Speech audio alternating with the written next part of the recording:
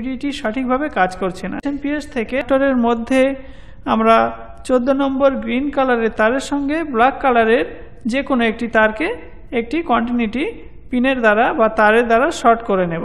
তো আমি নেওয়ার পর সাটা পাওয়ার কেবলটি ডিভিডির পাওয়ার কানেক্টরের সঙ্গে যুক্ত করে দেব। এসএমপিএস এর পাওয়ার সুইচ অন করে চালু করার চেষ্টা করব। আমি পাওয়ার সুইচ অন করে দিলাম।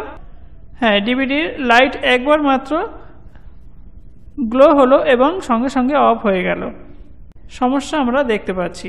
এবং রাং নিয়ম মতো ব্যবহার করে আমরা এই আইসিটি সোল্ডার করব।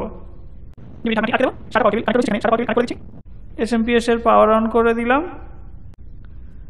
দেখা যাক এখানে ডিভিডি কাজ করছে কিনা। ডিভিডিতে পাওয়ার এসে গেছে। ওপেন ক্লোজ যে বাটনটি রয়েছে